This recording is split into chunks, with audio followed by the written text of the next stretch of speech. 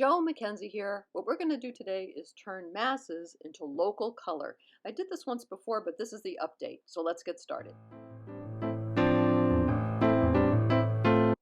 If you think you've seen this video before, then you have, but I've adjusted it. This is take two. And I did a better job the second time. The first time was an exercise in finding the underlying notan, just the darks, and leaving the whites white. That was the first exercise to be able to do in order to find a painting that I felt described the forms and also led me toward local color. But first it's just finding the dark masses, which I use a dark color for, and I find those interconnecting shapes. So that's what's happening here. Good exercise to do to keep you loose. And then we'll get to the second part, the local color. All right, now we're getting ready to do local color. Now local color is the color that something really is in real life. So for example, this is myself and standing next to my mother-in-law, who I adore, and she is wearing blue pants and a pink shirt, and I'm wearing a black shirt and gray pants. So the challenge is to take the underlying notan that I had from the study and to turn it into local color. I'm going to leave the whites of the paper white and then make any other comparisons that I have to make. So I'm putting in darks first. But again, I'm looking at local color. So everything isn't one dark. I made a dark for the shirt wrinkles and then a different dark for the gray of the pants. I'm making a blue dark for the folds in her pants. And I already put in the faces, as you could see. Again, putting in the darks of the where the shadows were on the face and leaving the and putting on a lighter color where the faces were. Because the faces, again, we're talking about local color. Local color is the color that something really is in real life. So, same thing with the grass. I'm finding any dark connecting shapes, but I already know it because I already did it in the previous exercise when I did those, just the dark figures all by themselves. So now what I have to do is sort of switch out of that head. Instead of thinking about just darks, think about, okay, remember where the darks were, and now insert local color for them. So anywhere there was a dark, make sure that you can find a dark gray for that. Make sure you can find a dark purple. In this case, I decided to heighten the color of the shirt rather than make it black. So in that case, I guess you would call that a color value swap out, but I decided I didn't want to make something completely black. I wanted to heighten the color a little bit. But the value is going to be the same. That I'm not changing. I'm not matching the photograph to what we were wearing. But what I am doing is matching the value of the colors of what we're wearing and the way we look to what the photograph was. So I took a little artistic license on the black shirt that I was wearing. But everything else is pretty consistent with local color. See, my hair is brown on that side. Hers looks brownish on that side. That would be an example of local color. Let's see what happens next.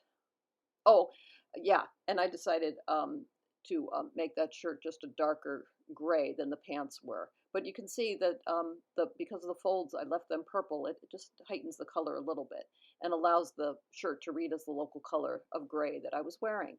I was going to say something which I completely forgot. I hate it when that happens. Oh well, it will come back to me. Oh, I know what it was.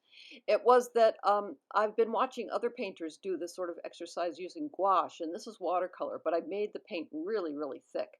I mean, extremely thick, almost pasty. And I think I had more success with this, with pasty paint, than I did with more liquid watercolor.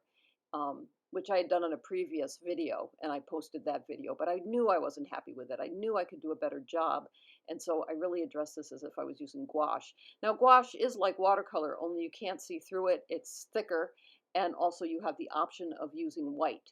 And with watercolor, what I have to do, since I don't use whiteout or anything to mask or masking fluid, I have to remember to leave the whites of my paper white. That's just something that I've just learned to do over the years because I'm very much a klutz with that whiteout fluid, and I find that it leaves a dark, not a dark, but a very harsh mark when I pull it away, and I can never make it look more natural. So these are some pretty good examples of first doing a value study, which you saw really quickly at the beginning, finding only the darks, leaving the whites white. And then because of gathering that information, I could decide how to address the two figures in terms of their color when it came to local color, which was really helpful to me in this case. And I did publish an earlier one, which I took down because I just didn't feel like it was strong enough. I think I hadn't made the paint thick enough. I like this one better. And if you've had the patience to watch this a second time, in essence, thank you very much. So remember to keep the white to your paper white, your paints wet, maths for value, mix for color. Please join my YouTube channel. And as you can see from this exercise, this was about finding masses. It's about simplifying forms. And this was about relating the relationship between the two forms. You can tell by the body language that that my mother-in-law and I really like each other. And these are the things that I'm interested in. I'm interested in the accuracy in terms of getting the scale right and the shadows of lights and darks and values correct, but not really interested in a painting like this in terms of getting it to look like the person. That's just because this was not a portrait. This is what I would call more of a gestural kind of, I don't want to say exercise, but something that I just really wanted to do because I wanted to capture for myself what my mother-in-law and I have. Maybe because I was thinking about her today. I'm not exactly sure. So thanks for watching. Grab a photograph if you have one. If it has those underlying shapes, you have a pretty good chance of having a watercolor come out of it. If it doesn't have good underlying connecting shapes, toss it away and try a different photograph. All right, bye-bye. See you next time.